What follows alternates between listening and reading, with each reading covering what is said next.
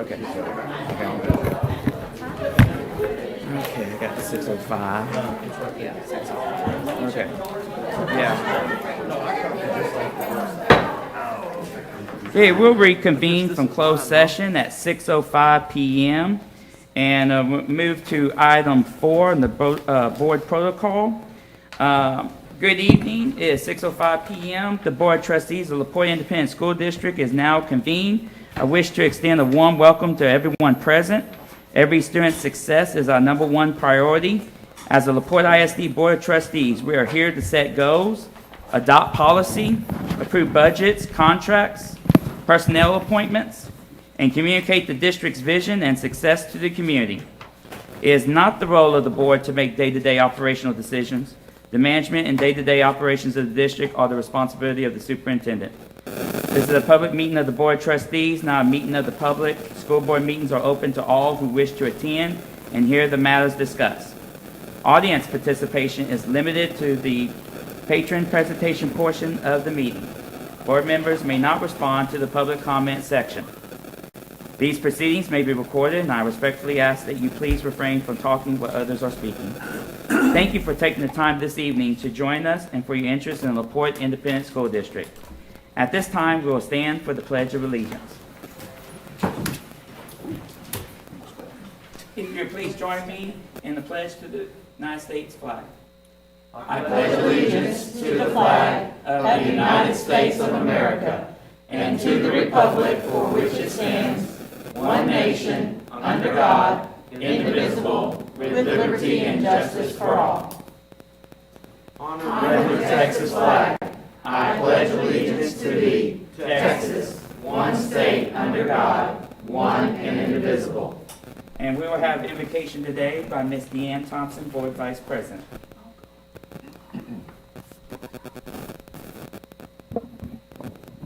If you would please bow your heads with me.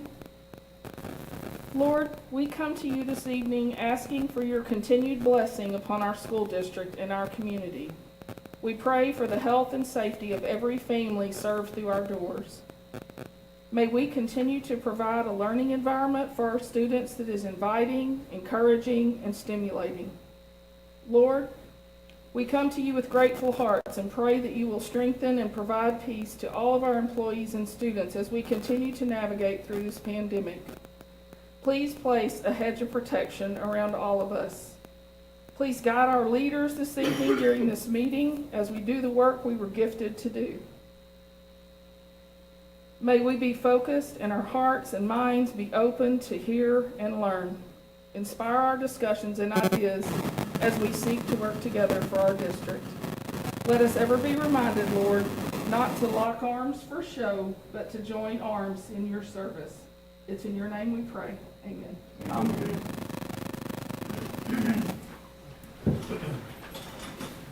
Now we'll go to item 5, public comments. The board will now hear those who wish to make comments and who have completed and returned the public comment participation request. This section will be conducted in accordance with the Texas Open Meetings Act and board policy. Complaints and concerns for which other resolution channels are provided shall be directed through those channels. Ms. Thompson, do we have any? Yes, we do. Okay.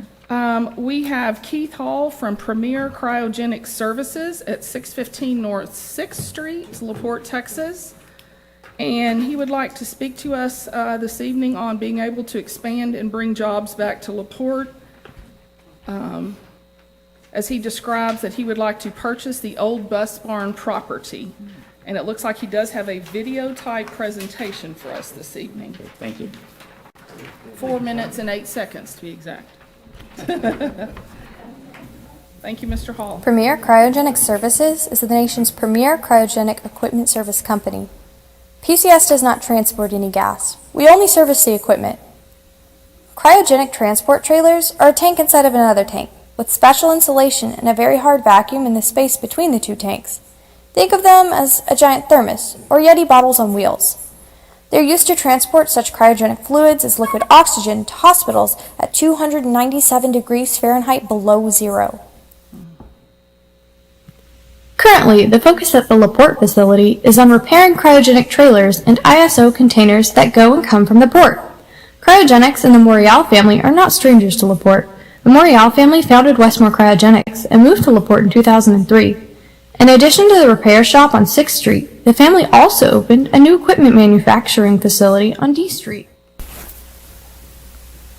In 2014, the Morialis sold Westmore to Trinity Industries. At that time, Westmore employed over 150 highly skilled welders, vacuum technicians, and mechanics, with over 100 of them located here in Laporte. Not long after the purchase of Westmore, Trinity shut down the manufacturing facility on D Street to consolidate that work with a plant in Indiana. 18 months ago, Westmore Cryogenics, now owned by another company, moved from Laporte to Magnolia, along with the rest of those jobs. In July 2019, Morial brothers Mark and Joe, no longer under their straight and non-compete agreement, were determined to build back a new company and bring those jobs back to Laporte. They immediately moved into their original facility at 615 North 6th Street and started Premier Cryogenic Services. Given the Morial family reputation in the cryogenic industry, the company has grown quickly. The company currently has more than 40 employees in Laporte, and after being in business only a year and a half, Premier Cryogenic Services is already the largest inspection, test, repair, and rehabilitation company in North America for liquid hydrogen transport trailers and cryogenic ISO containers. Premier Cryogenic Services needs room to expand that footprint in order to bring the rest of those jobs back to Laporte. To do so, PCS needs additional land to build on. PCS, therefore, would like to purchase the old bus barn property bordered by 5th Street, Barber's Cut, and 6th Street. The property is zoned for industrial use. With no intent to be critical, it currently appears that the property is only being used for storage. The buildings are rusty and the fence lines are not appealing. Premier Cryogenic Services would like to purchase the former bus barn property from the school district, tear down the building, and build a new manufacturing shop building and an office on the property directly across the street from their existing facility. The new 60-plus jobs that will be created as a result of the expansion will be good-paying manufacturing jobs for welders, pipe fitters, vacuum technicians, and mechanics. The economic impact to the school district and community will be significant. PCS believes that the new buildings and improvements to the property will soon be paying between $60,000 and $75,000 per year in school district taxes to the Laporte ISD for the former bus barn property. Premier Cryogenic Services believes several new employees and their families will find homes in the Laporte area, and although others may not live here, they will buy meals and gas here, and Laporte City will benefit from the hard-working values new PCS employees will bring to the community, as well as the taxes they will pay. But most importantly, Laporte ISD will benefit from the additional fine students and their fine parents who will work for PCS. The curb appeal of the property will benefit the community with nice buildings, gardening, and fences that PCS will build and maintain. Over many years, the Morials have proven to be good stewards in the community and pledge to continue to be so. Tonight, Premier Cryogenic Services asks the school board to consider allowing them to purchase the above-discussed property at fair market value. Thank you.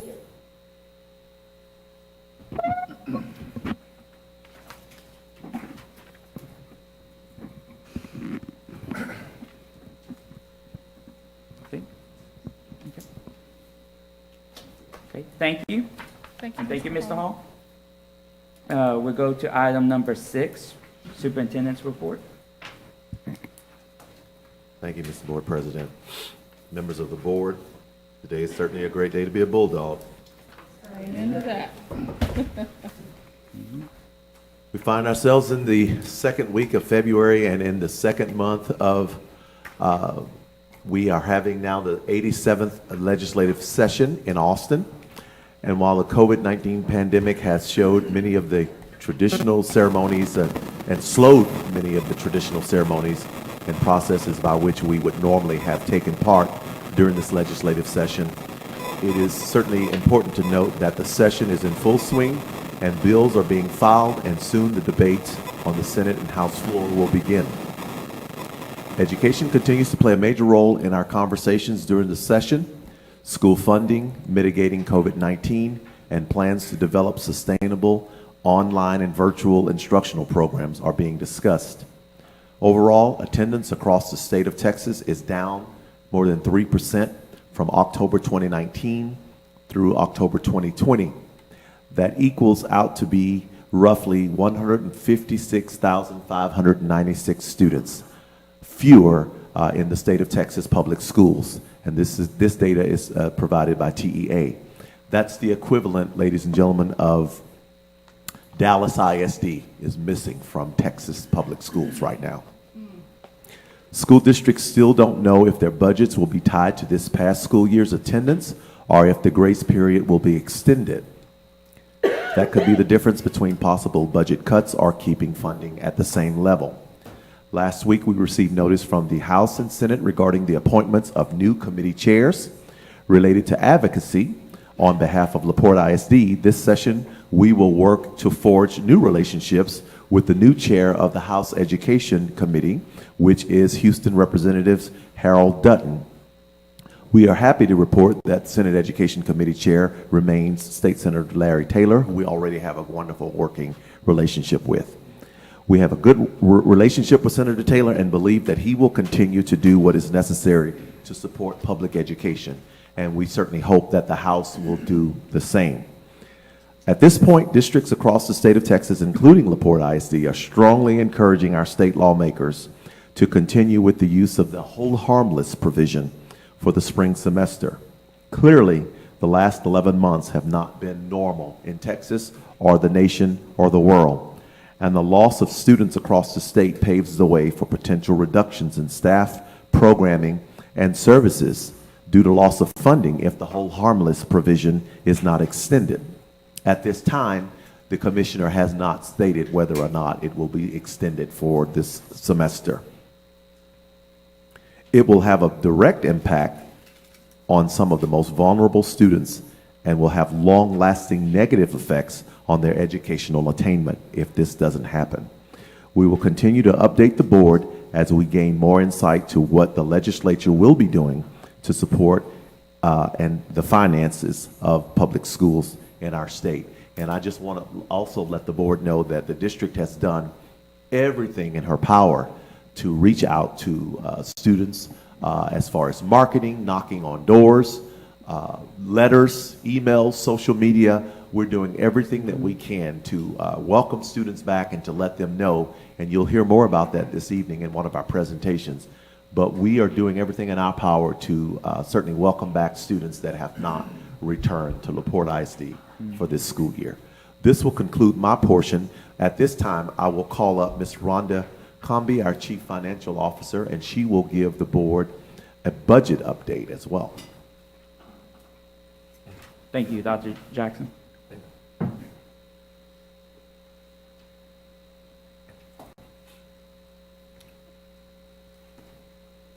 Good evening. Good evening.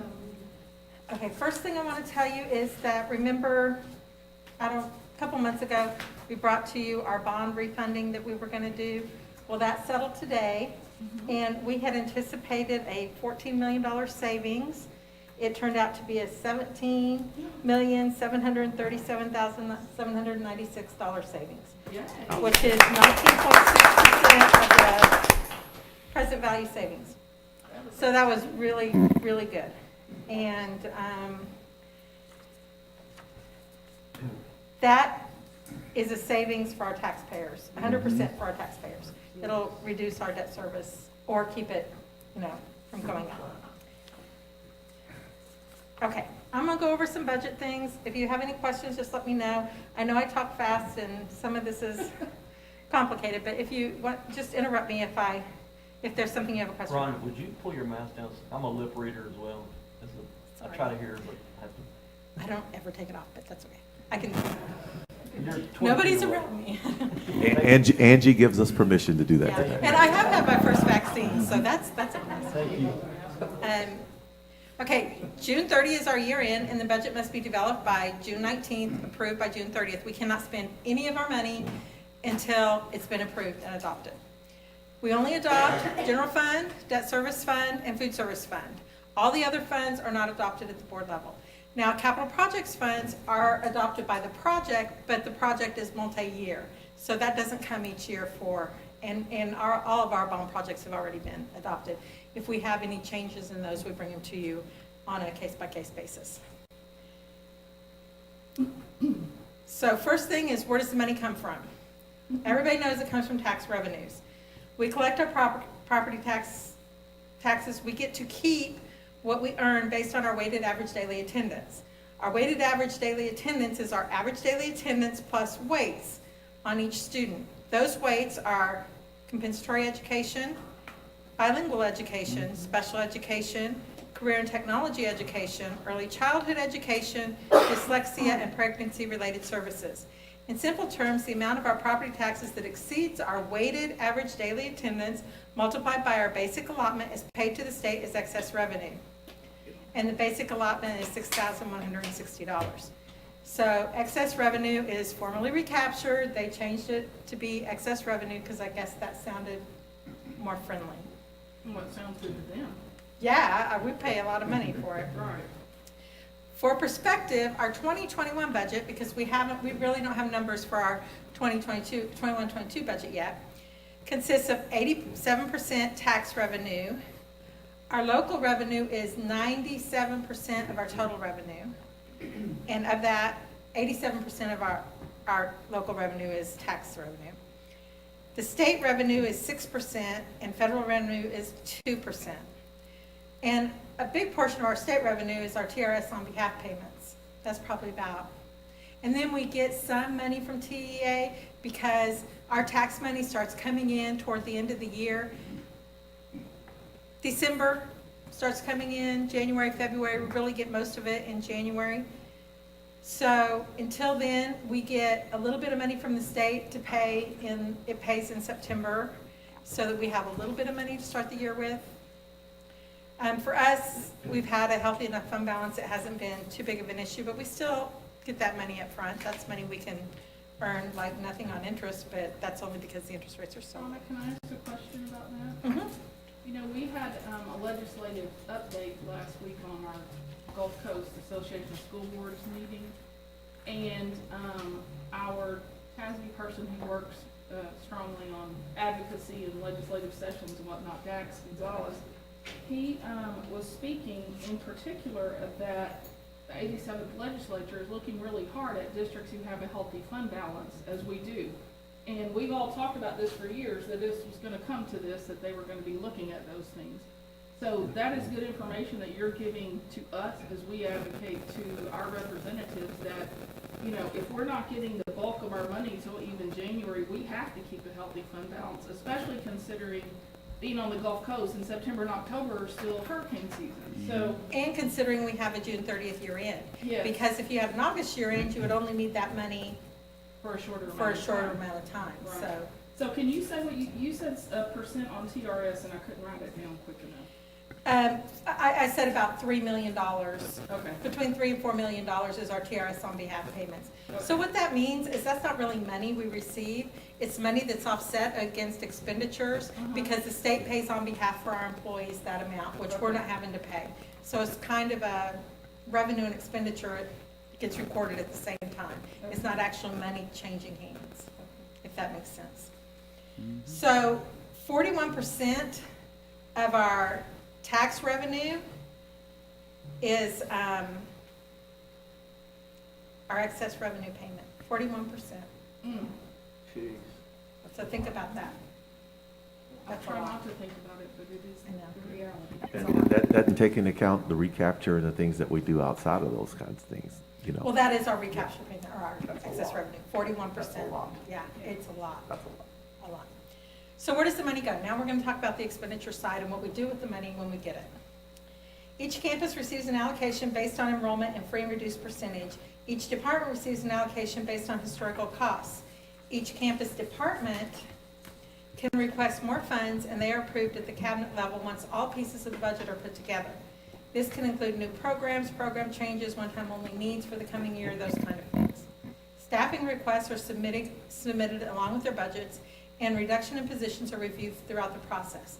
So once we start projecting enrollment, getting enrollment numbers, we look at, you know, if a lot of times there's reduction of teachers at the elementary level based on the class moving up may be big, the class coming up may be smaller, those kind of things. So we constantly look at those, and we'll look at those again this year as we always do. Can I stop you for just a second, Rhonda? Sure. And so, board, you have to know how challenging it's going to be when we realized that a significant amount of the students at the pre-K, first, second, third grade level have not returned. It's going to be a guessing game on how we do some of this work. And so she's talking about what we do in normal years. There's a lot that won't be normal because we haven't a clue who's going to return that hasn't already returned. And so that's going to be something we'll have to talk about for a while. So excess revenue is 35% of our expenditure budget. It's 41% of our tax revenues, but it's 35% of our expenditure budget. Payroll is 80% of the budget net excess revenue. Or if you count excess revenue in there, it's only 50% of our total budget. So if we didn't pay excess revenue, it would be 80% of our budget. 13% of the expenditure budget, or almost $17 million, is for everything else. That includes our TERS payment, which is a little over $3 million, our HCAD fees, which is a little over $1 million, our utilities, which is between 2 and 3 million, I believe, and property insurance, which is, you're approving that tonight, so it's a little over 2 million.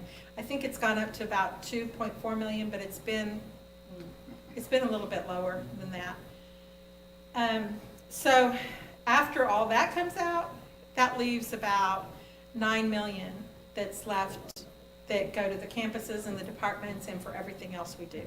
So when you're thinking about $127 million budget, that kind of puts things in perspective.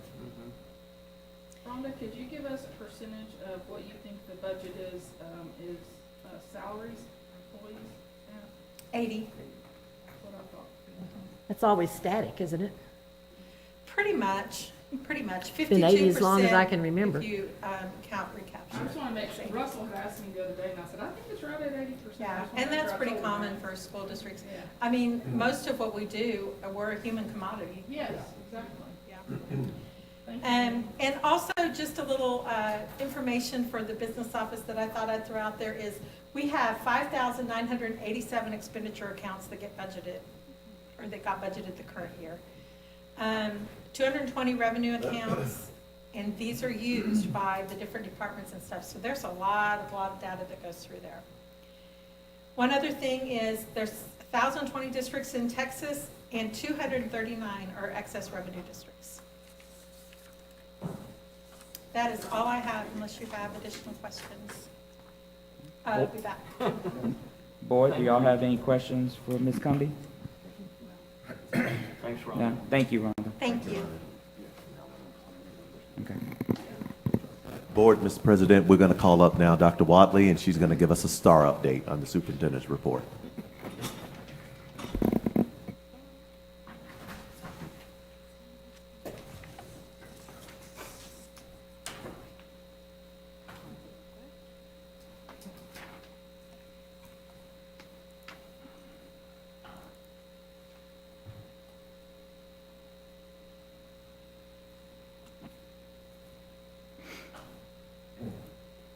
Board, you do have a copy of this presentation. So, good evening again. We have had some information that has been delivered to us, all of the schools in Texas. One thing that you know from the last time we were together is that we will be administering STAR this spring. STAR alternate, TELPAS, and TELPAS is the Texas English Language Proficiency Assessment System. It is an assessment for our English learners, and it is a K-12 assessment. They are assessed in listening, speaking, reading, and writing. And it's not all just one test. The students will come in, they will take an online test in listening and speaking, and then they will take a reading assessment, and then writing is actual writing samples that are rated by trained district raters. Mm-hmm. What we did just learn in the last few weeks is that TEA is requiring all students, to include virtual students, to take these assessments in person. So of our 167 that are virtual at this time, they will be required to come and take the assessments in person. And I will share with you what that plan and rollout is. But one thing for sure is that we'll be notifying parents very quickly with a letter notifying them of that requirement. And as we talked about last meeting, although there will not be accountability ratings this spring, our high school students are still required to pass their end of course exams, the EOCs, in order to meet graduation requirements.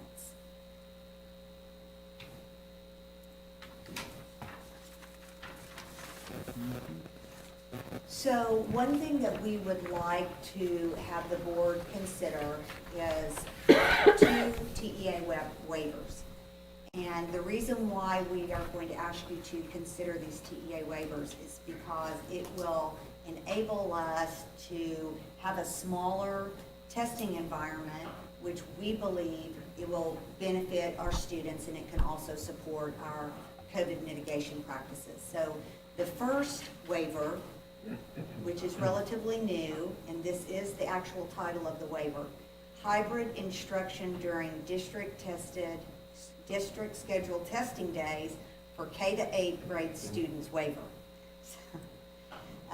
And then another waiver that the agency has offered since the beginning of school isn't necessarily a testing waiver, but it is the request for 40% campus hybrid instruction for 9th through 12th grade students. And I'm going to explain what this looks like here momentarily. But these are waivers that have to be approved by the board, and certainly we would be notifying parents. So what does this look like? So for the elementary, for example, on May 11th, we have STAR Math for 3rd, 4th, and 5th graders. So our K to 2 students would learn asynchronously from home, and our pre-K students, because they're not part of the waiver, it's just a K to 8 waiver, they would report to school and have instruction as normal. Another example for the junior highs, for example, on April 6th, 7th graders would take the STAR writing, and 8th graders would learn asynchronously from home. For high school, an example would be April 6th, we give the English 1 EOC, and so they would be the only students coming for testing. The rest of the students would be learning asynchronously from home. So, yes, ma'am. Okay, I need a basic question, I guess. Okay. And that is, why would we do this? What difference does it make from regular daily instruction? The school's going to have same amount of kids. I mean, so you send home kids that are normally in school, you send them home. I mean, what's the purpose of the waiver actually? So the purpose of the waiver is to have have more teachers that can help proctor or be test administrators for smaller groups of kids. Okay. So how are the other ones going to be learning asynchronously if their teacher is assigned to be a? Well, the way that the asynchronous learning works, assignments are posted, and you know the tests are, there's about a 4-hour time limit. Mm-hmm. So once the testing is finished, then the teachers would have some time, you know, for office hours. So learning on asynchronous days, whatever those assignments are, students have all day. They have until 11:59 to turn work in, and it would be just for that day of the test. So I'm just trying to make sure I understand. That's putting more responsibility back on the teacher again to upload assignments or make videotapes or whatever of lessons and things like that, kind of back to how we were doing hybrid virtual. they would absolutely have to have the assignment posted. Potentially for one day though, am I correct? Well, yes, on the day of that, on that assessment. And honestly, this was something that our principal corps has talked about even with their staff, so it's not something that we're pushing down. And I'd just like to add for the board, this was shared with us just a few weeks ago by the TEA commissioner. That is correct. the KA, And yes. so we're scrambling, trying to put together plans for this.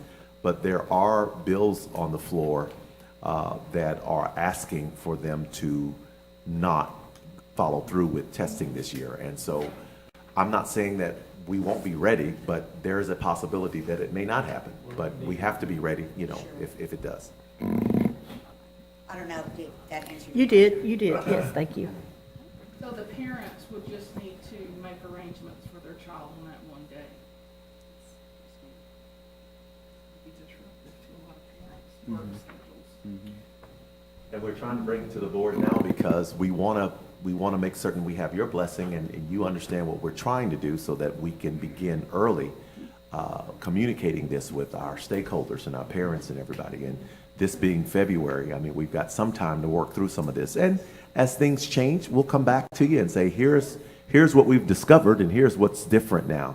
But as we talk to neighboring districts, everybody's in the same boat right about now, trying to figure out how do we roll with the punches, so to speak. You bet. And then lastly, so for our virtual students, in grades 3 through 5, we do have 38 students. And so our recommendation, since these children have an individual teacher that teaches them and they have established a relationship, our recommendation is that we have them come to either, say, the Instructional Technology Center, the ITC, or the Special Program Center, the SPC, in the gym, so that they can take the test there.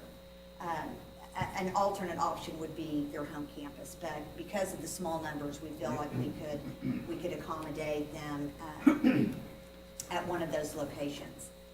For our secondary testers, we do have 38 students in 6 through 8, and then the EOCs, you know, they're not, we've got English 1, we've got English 2, we've got Algebra 1, Biology, and U.S. History. So this is an approximate 15 per course, but our recommendation is that they go to their home campus. The virtual secondary students are primarily doing Edgenuity, so their teacher is really more of a facilitator as opposed to the elementary. But we will be reaching out to individual families to make those arrangements. But they will have to come in person. So, and that's all I have for the STAR update. Unless you have any questions. Board, do y'all have any questions for Dr. Wiley? One more, Dr. Wiley, Sure. I'm sorry. That's I'm trying to wrap my head around all this. That's fine. With the state requiring that they have to come in person, Yes. is that gonna be a whole lot of people that we feel like these waivers are necessary? I mean, maybe I'm asking a dumb question. I'm kind of on the line with Kathy. If it's not that many more people, why are we going Right. all this Oh, extreme? you know, and I think it is when it's just making the school environment smaller. So, take the high school, for example. If you've got, I don't know, how many kids we have there, 1,800 kids, something like that? 1,900 kids. So as opposed to having 1,900 kids on that one day, we would just have our English 1 kids that are taking it for the first time, retesters, so it's just a smaller testing environment. So, and you know, years ago, not in STAR, we haven't done it in a long while, but you know, we would administer tax, and it would be a late start for the non-testers. So, but we stopped doing that sometime back. But the state viewed it as an opportunity to help districts have fewer kids in the buildings. It does provide for smaller testing groups, and it does help with COVID. So. COVID. And Dr. Jackson, did you say, I mean, we're preparing by getting this report. We don't know, Yes. we don't have a deadline or a time period that we're looking at this being on the agenda. We're not ready to go that far, right? No, she's just updating you right now. Correct. what we're Okay. trying to do. Correct. Yes, right. Okay. Yes. You're absolutely I mean, once the approved waivers are due to TEA by By the June. end of June. Okay. But obviously, if we were to approve them, we would probably want to approve them But nobody's getting them before approved testing yet. starts. No. Everybody's on wait. Yeah, we're just Okay. talking about it. Yes, Okay. absolutely. Thank you, Linda. Uh-huh. You know, and we run the risk of, and I try to do this with the board, but we run the risk of wanting to share these things hot off the press because DAX and others are sharing that with you all through TASB. And so we just want to make certain we're always in step with what you're receiving, what we're receiving from the TEA and TASA and our administrative organization. So just want to make sure that everybody's aware of what we're trying to do. Thank you. Thank you all. Thank you, Dr. Wiley. Thank you. Okay, we're going to item 7, COVID-19 District Response Team Mid-Year Update. I think that's you, Dr. Wiley. Yeah. I'm just a small part of the whole. I'm kicking it off.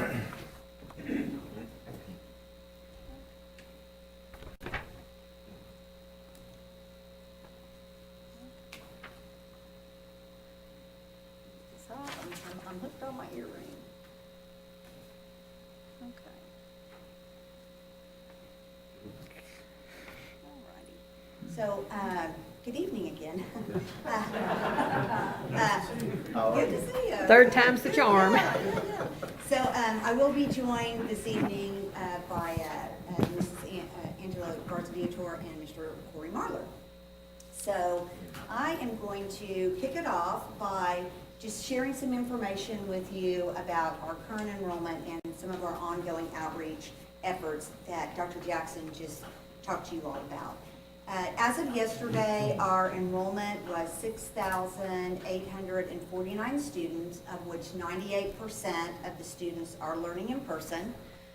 We have 167 medically exempt students learning virtually, and we actually have some secondary students that are planning to return to in-person learning. So that number will be decreasing a little bit, which is good news. The outreach efforts that Dr. Jackson shared, we have had multiple all-calls at both the district and the campus level. We have had personal calls from campus personnel on every campus. We have had home visits, and those have rendered a few back, not a lot, but maybe half a dozen. We have mailed letters. We had a postcard campaign in January. As Dr. Jackson said, social media. We've had some advertising in the local newspaper, and we will continue to do that. We really feel strongly that it wasn't just a one-shot thing. We're gonna keep on doing it to get as many kids back as we can. So that's all I have, unless you have any questions about enrollment or outreach, and I'm going to turn it over to Ms. Viator.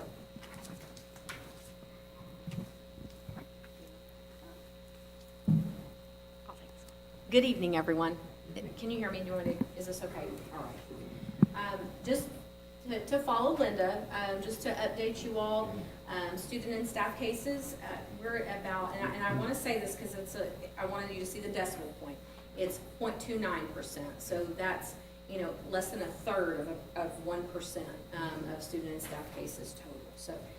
I asked Adam, should we put a 0 in front of that to make sure that you all know? Because some people look at it and go, is that 29%? No, there's a decimal there first. So, and I just wanted you to see also our updated COVID dashboard. I know you all follow it very carefully, and we receive some updates from Dr. Jackson daily, but we just felt like that was more streamlined, a dashboard. We've gotten some good feedback on it, and so people feel like the readability is good. Good. I'm glad that you all feel that way. Just an easier to read and easier to access that information. And I do want to say that was in collaboration with our communications department and Dr. Jackson and some of our cabinet members. And just to talk on communication with our staff and parents, it's really important to everyone that people are very aware of our test-confirmed positive cases in the district. And so that is daily reported by our campus principals and our departments through emails, letters in English and Spanish, as well as those letters are emailed and then a call out. So I don't know, sometimes some of our parents, including me, we receive those, and sometimes, well, is that Mr. Bremer again? No, but, and I know he has other very important things to talk about, and, regarding his, yes, regarding his student accomplishments. So I just appreciate our campuses for getting that communication out timely to our families. Let's see, the next thing just to talk to you about is, this is something Adam put together for us.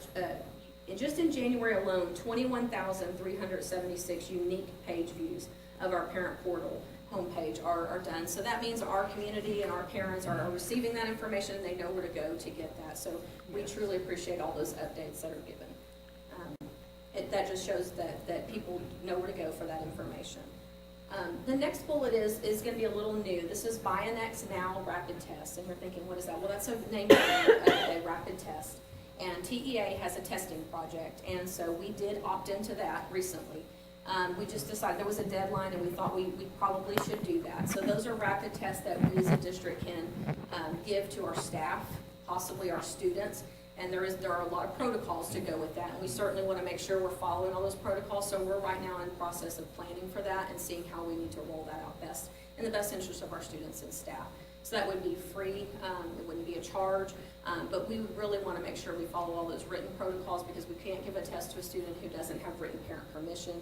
People would not have to test, but that could possibly be an option. So we're really looking at getting that done very soon, so that's an option for us. And that might possibly be symptomatic people. We wouldn't want people who are at home to come if they're symptomatic, but there will be some protocols in place for safety measures and making sure that's, moving forward would be done by nurses.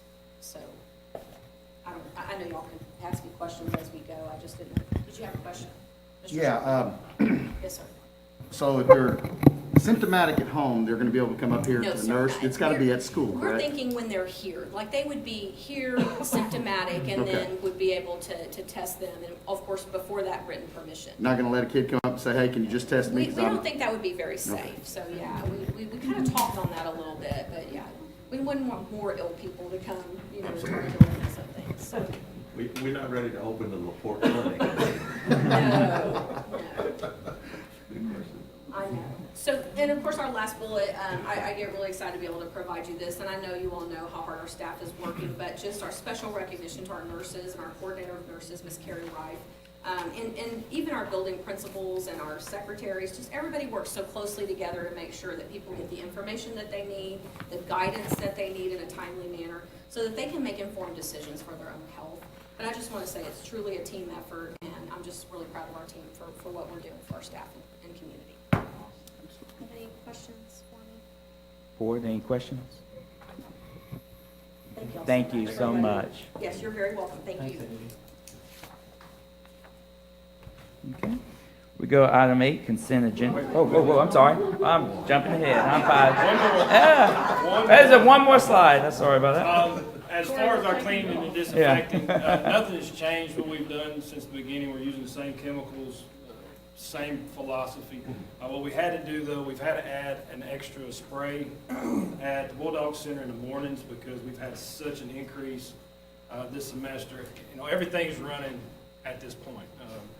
Football went to track, volleyball, those young ladies went to something else, and then you have baseball, the extra tennis, and softball, basketball, everything's running. So we've added some extra things in there to kind of protect us a little bit more.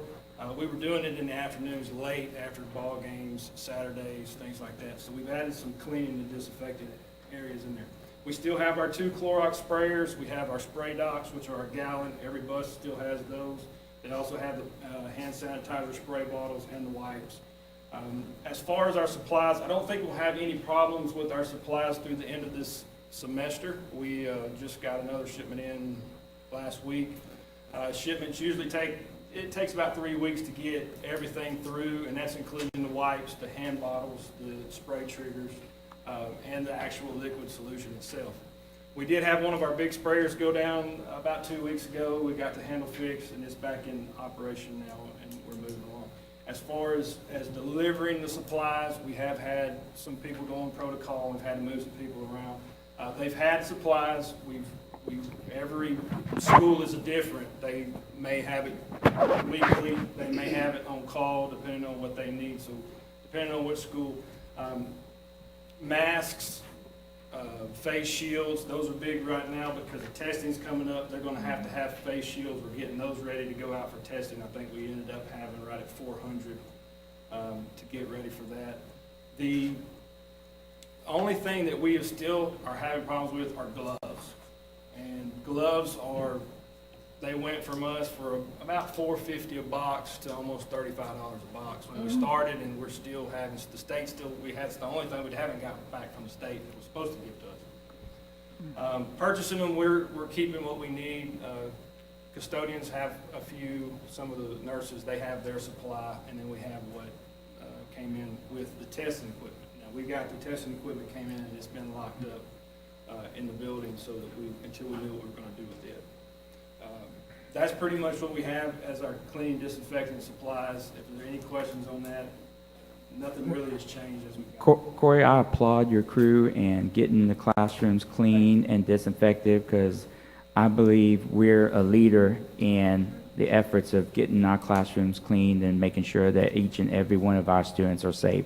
And I applaud the efforts of your department and crew to get that done. Thank you. The infection rate is proof of that. Yes, Mm-hmm. Hey, Corey, we only have 2 of those big Clorox machines? Yes, we have 2 the big ones. So those are really for the big areas, gyms, locker rooms. Okay. We use it.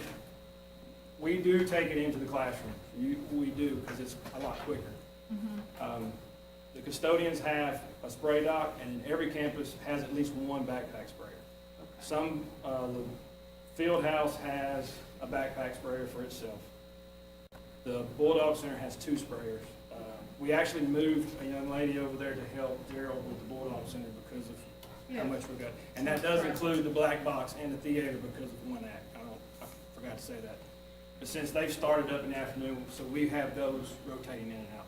So if it's a quick, we're usually using the smaller stuff. If it's a big area and we're trying to get a big area, we use the Clorox. So what you see in the picture there, that's the actual one from the Clorox machine. That's the big one? Yes. Okay. I don't know why I thought we had more than 2 of the big ones. Maybe I was thinking about the backpack ones. Yes, ma'am, and the backpack sprayers will do, it just takes a little longer. A little longer. Yes, Okay. it's the exact same, Chemical everything that we do, process. yes. It's the same process, just takes a little longer. It holds about 1.5 gallons, maybe 2 gallons, where this is running at a much higher rate. Thank you, Corey. I appreciate it.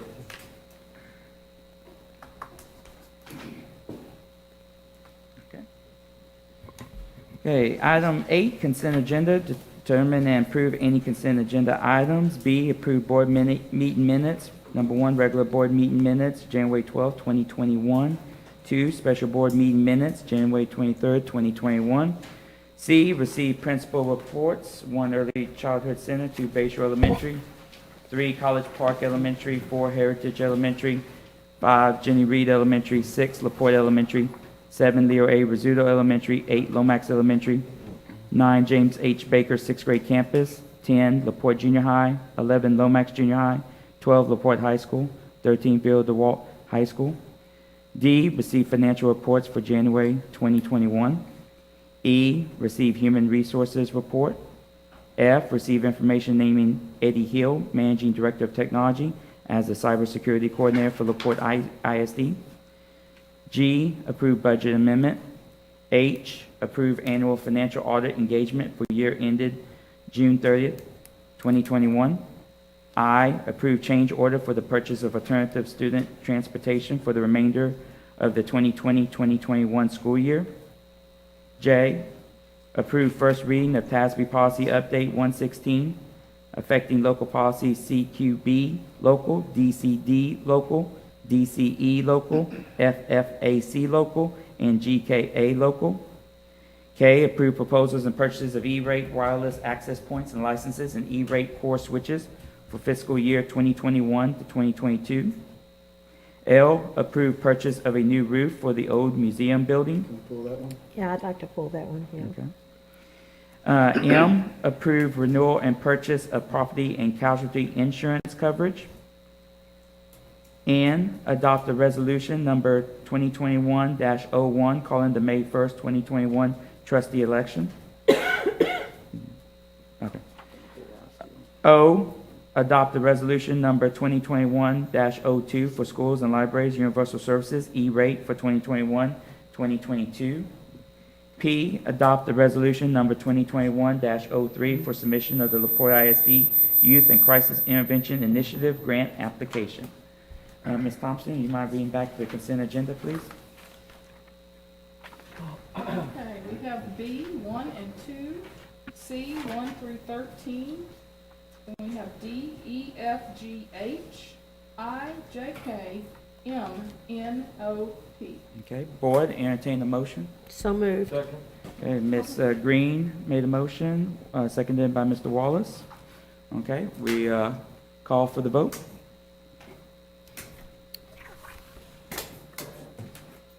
Oh, Ms. Wheeler? Where would you vote on the consent agenda? Okay. Good. Ms. Wheeler has said yes, and so it is unanimous. Okay. Now we go to item L, approve purchase of a new roof for the old museum building. I believe that's for Mr. Shoppy and Ms. Green. You can go first. Okay, just trying to figure out, where is this building at? It's the old museum over next to the DAP. Is it being used right now? No. What's in, is it, are we using storage or anything? Why are we spending money on a roof if is it gonna be used anytime soon? We'd like to use it for storage, For storage? and mainly technology storage. Okay. We're out of space at the technology center for the storage, and you know, you can't just throw a laptop away. You gotta keep it so you have time to fix it. You scavenge parts off of it or whatever, but we're out of room. Okay. How long has it been since that's been used? That building has been used? We used it during our heavy construction as a office for the teleps. So is everything else in it okay? The building structure or anything? What we'll do, Russell, probably, yes, the structure's fine. It does need a roof, and it's a little bit of an expensive roof because it's got 2 rooftop units on it that'll have to be lifted up while we're, you know, and then put back in place. Okay. And AC units are still functional? I'm sorry? AC units are functional? Yes, AC units are functional, and we'll probably just locally gut the building and put shelving in there so we can store stuff. Okay. And when we looked at the building, I walked the building myself, when we looked at it, it's a lot cheaper to put a roof on there than to go build another building, you know, or find another place for us to do that. Last time I was in there, all the ceiling tile was falling out, you were catching water with 55, or big trash cans and stuff like that. It's not worth it as far as I'm concerned. But that's just my opinion. Well, we're planning to put some of our folks, our maintenance folks on it, or others, right, to help to bring it back up to. We put a new roof on it, and that's gonna solve most of all the problems. How about the termites? Structurally sound, I'm sorry. It's not. So when we went in there, we thought it was a wood structure. It's not a wood It's structure. not, okay. So the back corner, that's on the DAEP side, we found 3. Well, I'd found termites over Yeah, there when I was. it had been done multiple times, but we thought it was the same thing. So we broke the block, and then it's a metal structure. The roof is still actually it's lap wood. So it's gonna have to be replaced. We don't have any other wood, and we'll have to gut the walls, just like we said, so that they have enough space in there when it's done.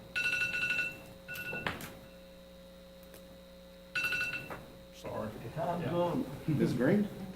Actually, you covered my questions because I had concerns about what in the heck were we going to do with that piece of eyesore. And so I think y'all explained it pretty good. Are we gonna make the outside look a little nicer? The facade is hot. we're gonna have to fix that a little bit. It has asbestos in it. We're gonna have to fix the front, where it's coming off, the lapping on top was. The adhesive is, the mastic is hot. There's 3 pieces that are off. We were talking about doing some hardy plank across the front and encapsulating. How about the flooring? The Is flooring is already done. it hasn't done? Yeah, when Tellison moved in, the construction budget actually paid to get the air conditioners fixed, the front 3, the 2 offices and where you'd walk into where the actual museum was, that was redone. All the carpet, the tile, we still have some 6x9 will be in the restroom, which is gonna be, it'll stay. We got some 6x6s that'll stay in the restroom. The restrooms will stay, everything else will be good. It's an old building, 1952, I believe, when that building. Wow. It's old. But that's the plan. So in excess of the money that we're gonna spend on the roof, what do we anticipate the other costs being as far as? It'll be minimal. It'll be very minimal. The rip out, we'll drop a 40-yard, and then we'll take out as we go to gut the building. And then shelving and what else did you say, something? So we have plenty of gray shelving in this district to do that building probably 4 or 5 times. Oh, okay. What we're also going to use, we're going to need some textbook space and some other things that are in there. So it's going to be split a little bit to use that whole area. The building was actually built in 3 phases, or for 3 different shops, excuse me. So we're just, once we gut it out, we can line it with shelves, we can do whatever we need to do with it. And does it have a security system on it? Actually, it does. And it will. When Tellison went in, we put a bridge across over from Laporte Elementary. It actually has its own network inside, because Tellison used it as that was their main office when we were doing construction. So it actually has everything in it. It has badge access in it. It was communications long before it was the museum building, Well, actually, it didn't have all that when it was. when it Yes, changed the ma'am. museum. Yes, ma'am. It wasn't added until after construction. Do we have a ballpark price on this? Oh, on the inside, it'd be in our budget. It would be inside the budget. Well, I mean, roof-wise. Oh, the roof is, Stuff- the roof is that. That's for us That's the to roof. do everything that we need to do. 114,000. Yeah. And I invite the board, if you'd like to take a look at it now, Corey and Mike and I can meet you there and we could go take a tour of it. Well, But I Saturday- definitely want to have the board to come and take a tour of it once we get it up and running. Saturday when I was over there, the bees chased me off, me and my Tyrannodogus Rex. Yeah. Well, I might have to get some rain and let y'all come. It is, Yeah. But I think you'll be pleased with what we're planning to do with it. I think in the long term of it strategically, it's gonna be the best use of our funds in that, the building's gonna be there another 25 years if we really do it right, versus trying to go build a brand new building or something. Which we don't even have any land to do, that so we there you don't have go. land That'll to be do. good. All right. Thank y'all very much Thank for you so much. explaining that. Thank you. Okay. I'm curious, Chris, you said something a while ago, you said it's not worth it. I don't think so. You don't? No, from years past of being in there, that building was let go a long time ago. If you're wanting to store computer equipment in there, that doesn't make sense. But if they can make it airtight and condition the space again and humidity and stuff like that, okay, I'm just not sure it's a wise use of our funds. I'm on the edge about Yeah. that. Honestly, I'd like to go walk it before I vote, yes or no. I would like to go walk it myself. Is it time sensitive that we need to approve it tonight, or we can postpone it for one more meeting to March? Mike or Corey, you feel like it's time sensitive for tonight, or is that something we can hold off on, tabling it? Oh, I'm not sure. Is 1 month gonna make a difference? Well, not as Just far curious. as our, I don't know if this bid on the roof Would is hold. gonna be good for another month. There's We've that. had it What for a while. about, could we put that one item On the 22nd? February, yeah, well, On the 22nd, that would give us 2 weeks. yeah, Would it be good 2 weeks? 'Cause be okay? we're gonna come back together in 2 weeks. We probably, And I think we can do that. Okay. Is that okay with them? Works for me. Works for me. Okay. Oh, So, I'm not gonna walk in, oh, I'm good with we've got to make a motion on that, so I'll entertain a motion. it. So moved. Second, or, No, so moved. Okay. make motion to table it until. Okay. Sorry. So, I think, but Shoppy, made a motion, let's say Murdoch, seconded. How about that? Is that That okay? sounds good. All right. Sorry. So, we have a motion to, table and a second. We'll call for the vote, and Ms. Wheeler, if you could, state yay or nay on that motion. I'm sorry? Yay, okay. She said yes, okay.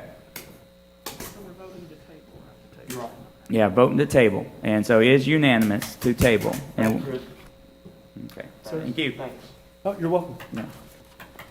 I'm a penny pincher, I'm sorry. That's perfectly fine. Welcome all opinions. Okay, so now I'm going to pull item 9 and 11, and from the agenda. With number 10, there's no action needed on closed session items, and so with that, we will close at 7:08 p.m.